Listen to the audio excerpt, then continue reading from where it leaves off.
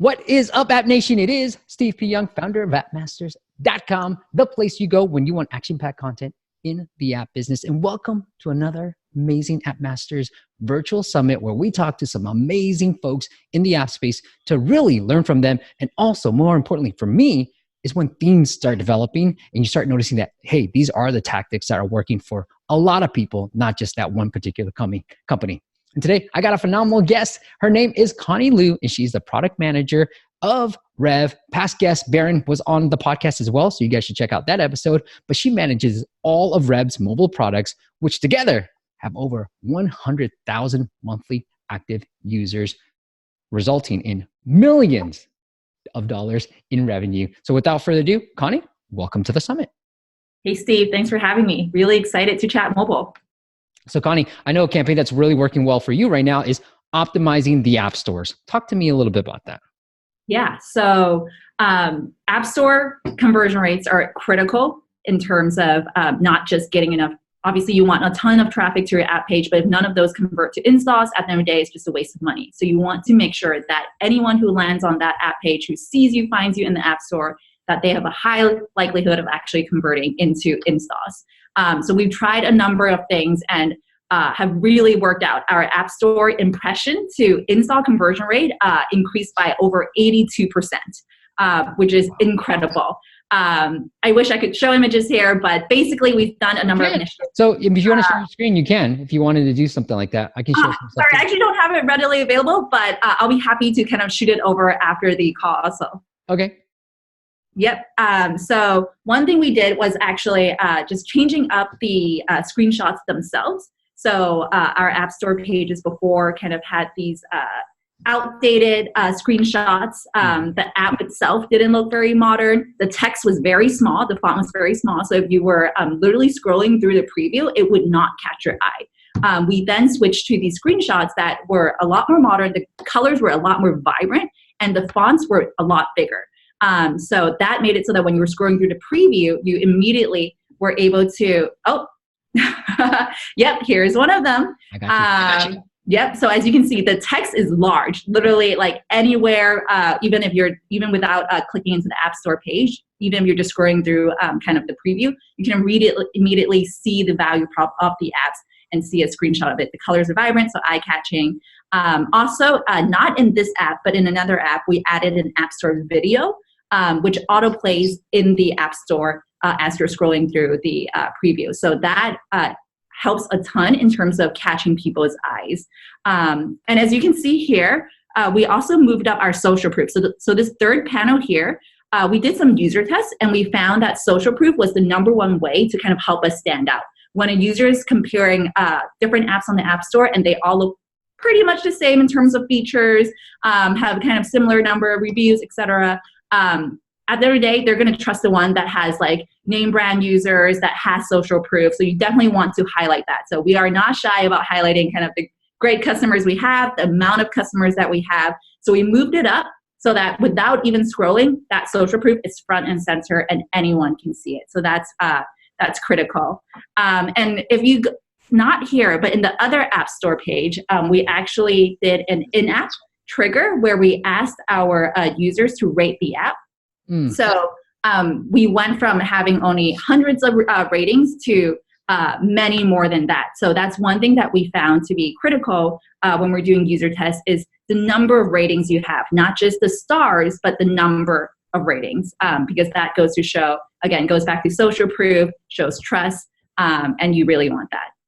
I love that you said that. And I shared this in the past. So this is the themes that I keep talking about developing. For a client of ours, we did the same exact thing. We had the social proof and we doubled the downloads by 91% just by, didn't change any keywords, didn't change anything, but just by optimizing the screenshots. And social proof is so important. But I always say, we always have this on our websites, right? Any website we put together, we're like, where have we been featured on? It's such a no-brainer for websites, but for apps, we totally forget about it.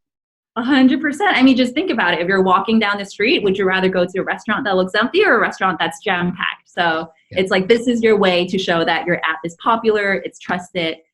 Definitely don't be shy about highlighting that. Have you guys done anything from the in-app conversion perspective?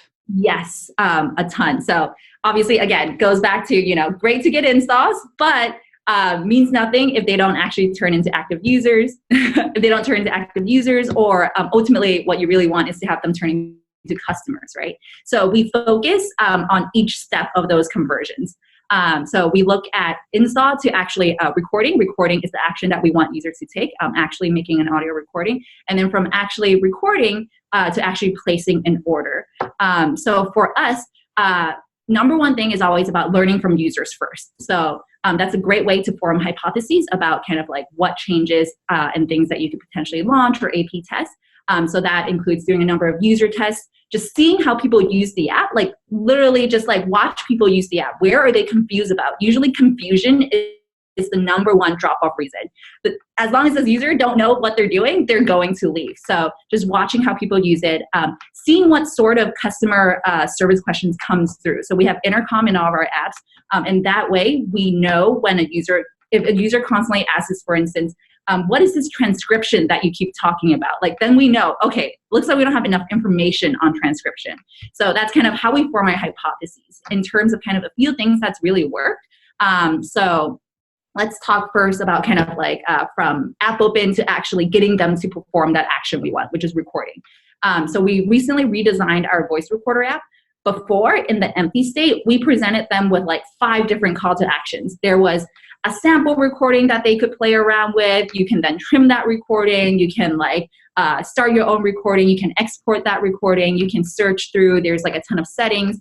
Very, very many actions to take. We found that that was the worst thing ever.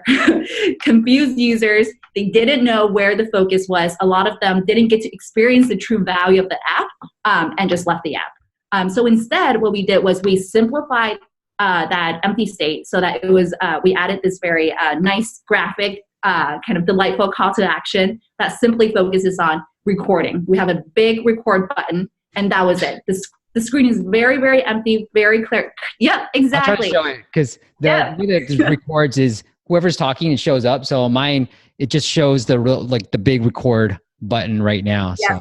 And very kind of clean screen, and kind of even that delightful image in the middle is centered around, you know, the mic is yours, start recording. So very clear kind of what action the user should be taking. And the moment they start recording, obviously that's how they experience the value of the app, and that's when you can lock them in. Sorry, Connie, I want to point out to something you said earlier. So like the screen right here, the search results, so I obviously search for Rev, and then one's the video, and then one is, you know, without video. So you saw a lift with adding the App Store video? Correct. Obviously it's not surprising because the video autoplays, and compared to static images, the video that is autoplaying will definitely catch a user's eye much better as they're scrolling through the App Store.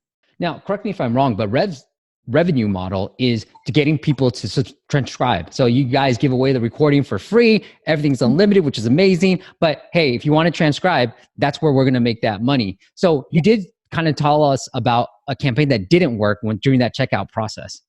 Correct. Yes. So we thought that by providing more information on kind of our transcription services and educating our users, that was kind of a good way in nudging them to kind of try our services. We made the mistake of kind of introducing a checkout priming screen. So basically before they actually complete the checkout, kind of right after they click that transcribe button, we presented them with kind of these additional information rather than directly to actual checkout. And that tanked our conversion rates. It was definitely a kind of a hypothesis that we thought was risky. Obviously, anytime you add friction, it's possible that it will tank your conversion rates. But we've seen in some other experiments where kind of the trade-off between friction and additional information, that sometimes the additional information would win out. But in this situation, I guess just the entire like extra screen, because it was a priming screen as opposed to kind of just additional info on the checkout page, was just too much. So we added that, conversion rates tanked. We decided to remove it. That's cool. All right, guys, that was just a snippet from the full interview, from the full 30-minute interview that we have in store for you. And this is just one of the 10 amazing speakers that we have in store for you for our next App Masters Virtual Summit, where we've rounded up 10 awesome experts to really reveal the hacks, the growth hacks that they've used to increase downloads, retention, and monetization, 3 pillars of a successful app business. The virtual summit is happening August 5th to the 16th, one speaker, one day, available to you for absolutely free. Just go to appmasters.com/summit. And to all the future people who are watching this, if you go to that website, appmasters.com/summit, you'll be able to access all our archives. No matter how many virtual summits that we've actually done, you'll be able to access all of that just by going to appmasters.com/summit. And I'll see you on the next video. Peace. Check out the videos on the side if you want to see more of our amazing content. And also don't forget to hit that like button and hit subscribe. And leave a comment below with some of the content that you want to see. I want to make sure all your questions are answered either by me or one of my expert friends.